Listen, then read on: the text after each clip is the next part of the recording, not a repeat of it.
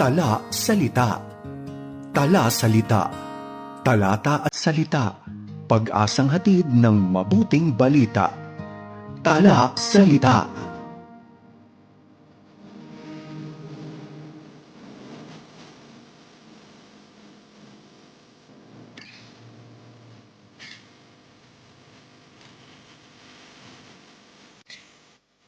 Isang mapagpalang araw sa iyo, kaagapay. Ako ang iyong kasama, Ronel Rubrica ng Kamuning Bible Christian Fellowship para sa programang Tala Salita, Talata at Salita, pagbubulay at pagninilay sa mga talata mula sa salita ng Diyos. Hatid ay kaliwanagan at gabay sa paglakad at pamumuhay. One of the most difficult subjects to speak about is humility. The moment someone claims to be an expert on humility, we naturally begin to wonder whether he truly understands it. So today, I speak not as someone who has mastered humility, but as a fellow disciple who is learning to follow our humble Savior. Together, let us come before God's Word, trusting His promise that God gives grace to the humble. May isang kwento tungkol sa dalawang kambing na nagkataong sabay na tumatawid sa isang napakakitid na tulay na nasa ibabaw ng isang malalim na ilog. Pagdating nila sa gitna ng tulay, nagkaharap sila.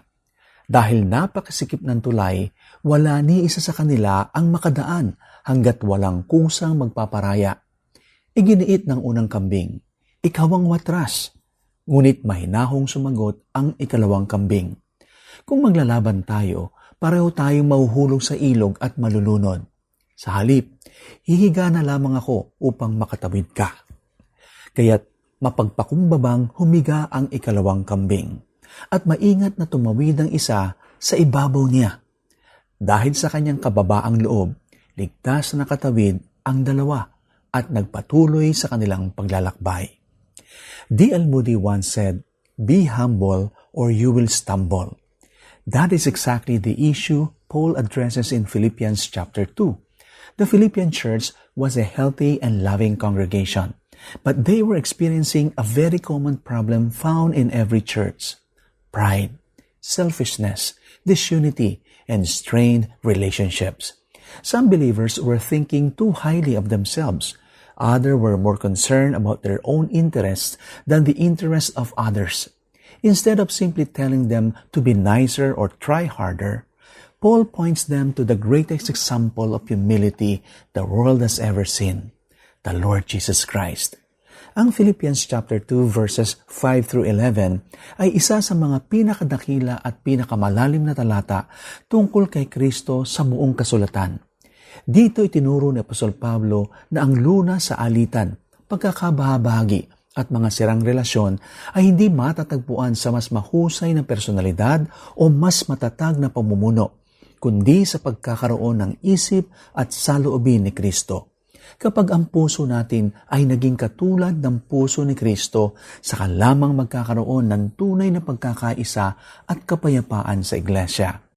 Philippians chapter 2 verses 5 through 11 unfolds in three movements. First, Paul's exhortation in verse 5. Second, Christ's embarrassment or humiliation in verses 6 through 8. Third, Christ's exaltation, verses 9 through 11. Today we begin with Paul's exhortation. In verse 5, we read, "Have this mind among yourselves, which is yours in Christ Jesus." Paul's command is simple yet profound. Adopt the attitude of Christ. What is Christ's attitude? It is humility. The greatest obstacle to unity in any church is not differences in personality, age, or background. It is self.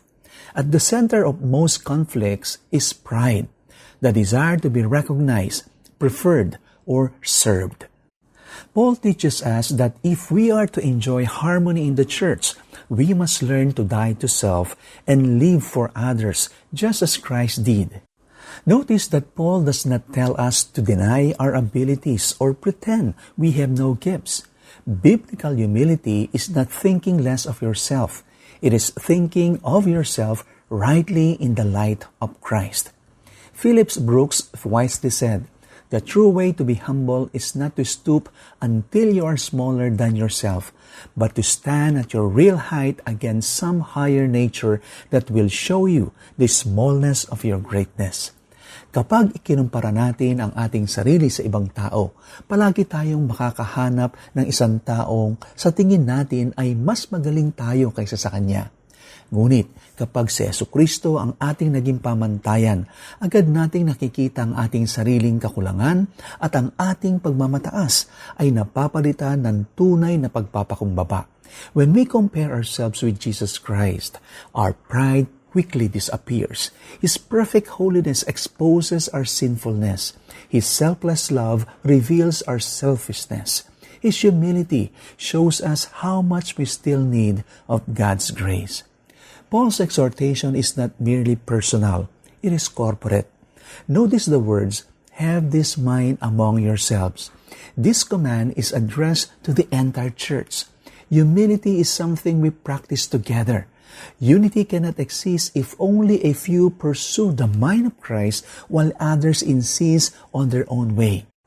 A church displays the beauty of Christ when every member chooses humility over pride, service over selfish ambition, and love over personal preference. Brothers and sisters, humility is not weakness. It is Christ-likeness. Ang tunay na pagpapakumbaba ang saligan o pundasyon ng matibay na samahan, tunay na pagkakaisa at mabungang paglilingkod sa Panginoon. Kaya bago ilahad ni Apostol Pablo ang ginawa ni Kristo para sa atin, inanyayahan muna niya tayong yakapin at isabuhay ang pag-iisip at saloobin ni Kristo. The question for each of us is this: am I striving to have the mind of Christ, or am I still clinging to my own pride? Only when we humble ourselves before Christ can we truly serve one another and reflect the beauty of the gospel to the world. Pangalawa, Christ's embarrassment or humiliation. We see that in verses 6 through 8. After calling believers to have the mind of Christ in verse 5, Paul now shows us what that mindset looks like. He points us to the greatest demonstration of humility in history. Not merely an attitude, but the life and work of Jesus Christ. The big idea is this: to grow in humility, we must understand Christ's incarnation and death. Ipinaalala sa atin ni Apostol Pablo na ang walang hanggang anak ng Diyos ay kusang loob na iniwan ang pinakamataas na kaluwalhatian ng langit upang iligtas ang mga makasalanang hindi karapat-dapat sa kanyang biyaya. Walang sino man sa kasaysayan ang bumaba mula sa gayong kataas na kaluwalhatian tungo sa gayong kalalim na pagpapakumbaba. Iyan ang pinakadakilang larawan ng kababaang loob na nakita ng mundo. First, Paul reminds us who Christ is. Verse 6 says that Christ existed in the form of God, in the very image of God. This means that Jesus possesses the very nature and essence of God. He is not merely like God. He is God. Before coming into this world, Christ shared the glory, majesty, and perfect fellowship of heaven with the Father and the Holy Spirit. Understanding Christ's humility begins with understanding His deity o ang kanyang pagkadiyos. The greater His glory, the greater His humility in living it. Yet Paul tells us that although Christ was equal with God, He did not cling to His divine privileges.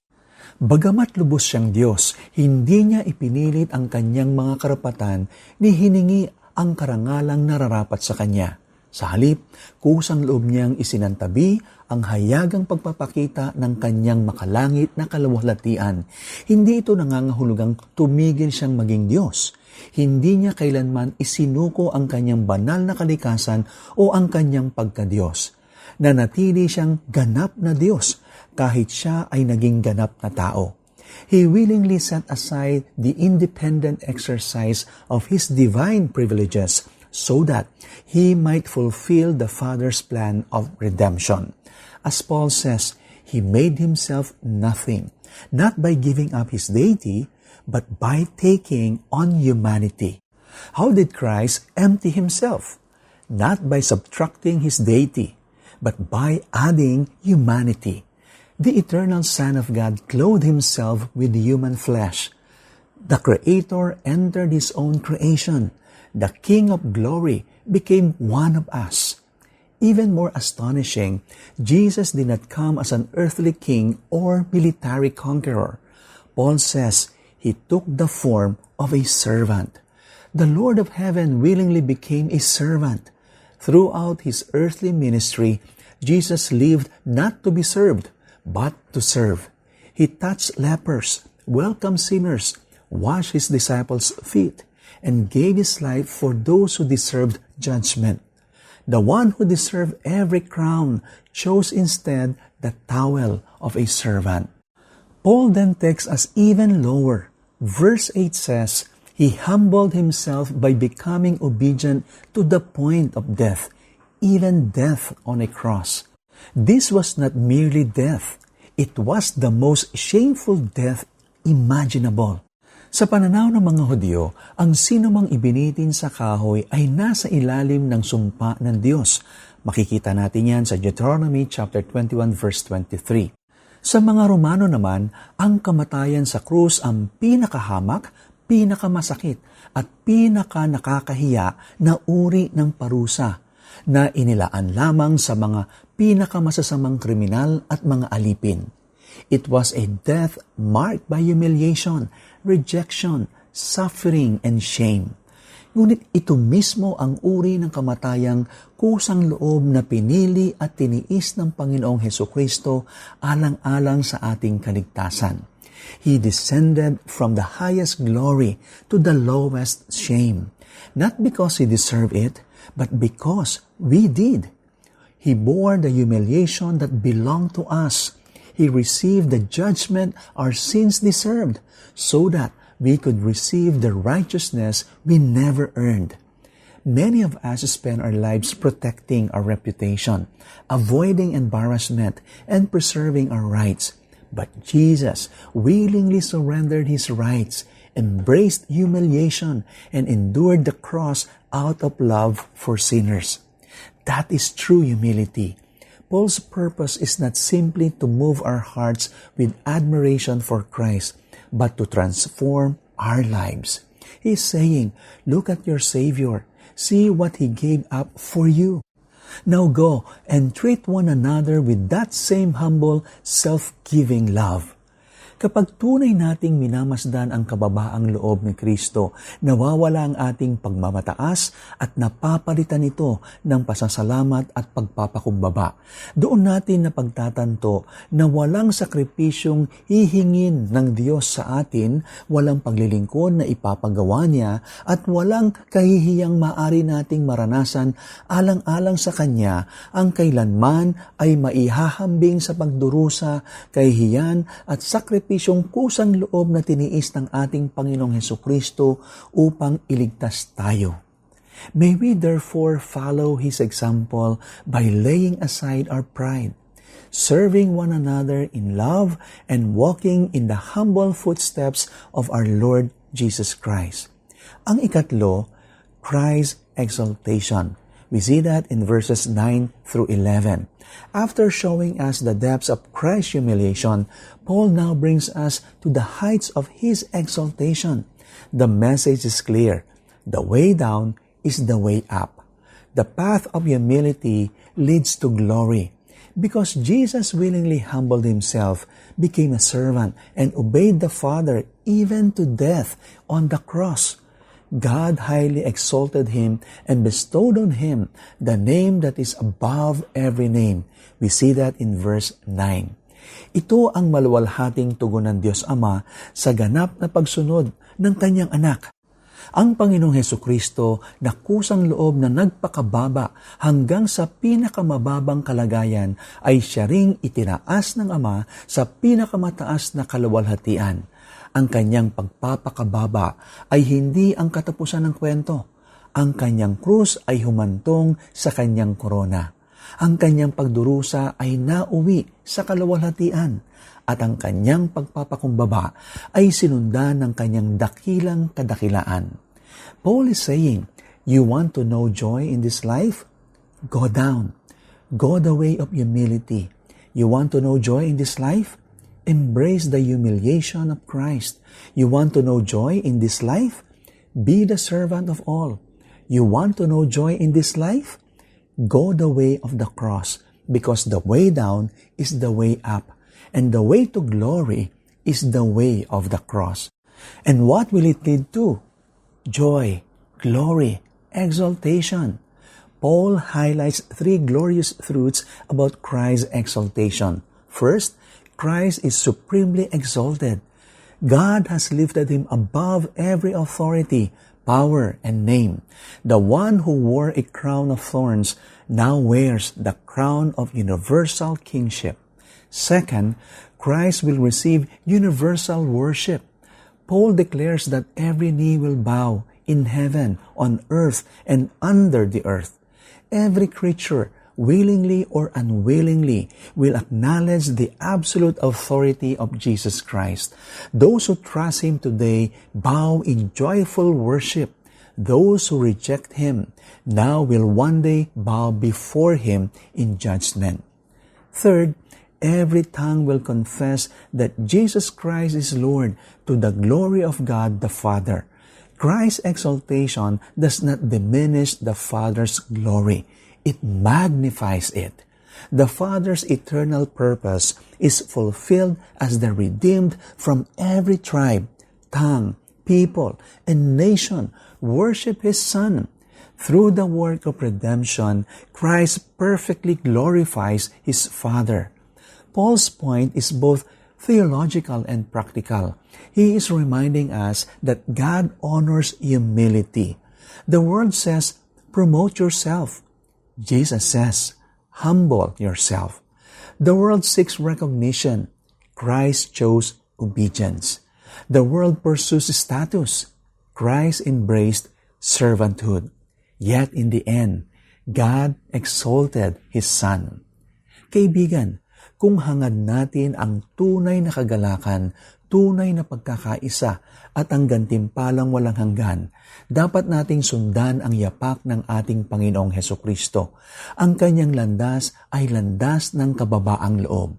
Ang landas ng pagpapakumbaba, ang landas tungo sa kadakilaan. Ang landas ng krus, ang siyang landas patungo sa kaluwalhatian.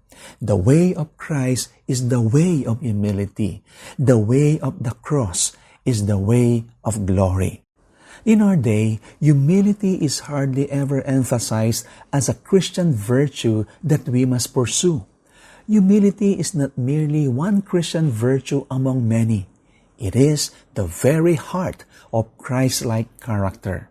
In John Calvin's Institutes, he mentions how Chrysostom, the church father, viewed humility as the foundation of Christianity, and how Augustine said that the precepts of the Christian religion, first, second, third, and always, are humility. The first, second, and third principle of the Christian life is humility. The big idea of this passage is this: to grow in humility, we must allow the truth of Christ's incarnation and death to affect the way we act toward one another. To grow in humility, we must allow the truth of Christ's incarnation, death, and exaltation to transform the way we treat one another. Thus, we must pursue humility. What does it look like? Christ's humility teaches us several aspects of true humility. 1. True humility is a proper attitude toward self that results in proper actions toward others. Second, true humility means renouncing self for the sake of others. Third, true humility means lowering myself to lift others up. Fourth, true humility yields any rights for the sake of serving others. And fifthly, true humility serves others in obedience to God, even at great personal cost. True humility is not thinking less of ourselves, but thinking of ourselves rightly before God. It moves us to serve rather than be served, to give rather than grasp, to lift others up instead of promoting ourselves. It willingly surrenders personal rights in order to obey God and bless others, even when doing so is costly. If there is tension in our homes, conflict in our church, or brokenness in our relationships, the root is often pride. But the remedy is the mind of Christ. So let us hear again Paul's exhortation. Do nothing from selfish ambition or vain conceit, but in humility count others more significant than yourselves. Let each of you look not only to your own interests, but also to the interests of others. Philippians chapter 2, verse 3 and 4. May God help us as one church family to walk together on the path our Savior walked, the path of humility. For in God's kingdom, the way down is the way up.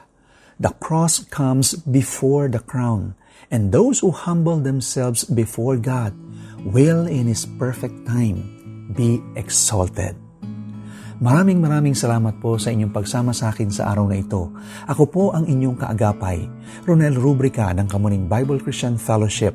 Samahan niyo po akong muli sa susunod na episode ng programang Tala Salita, pagbubulay at pagninilay sa mga talata mula sa salita ng Diyos. Dito lamang sa 702 DZAS. Tala Salita, talata at salita, pag-asang hatid ng mabuting balita. Tala Salita.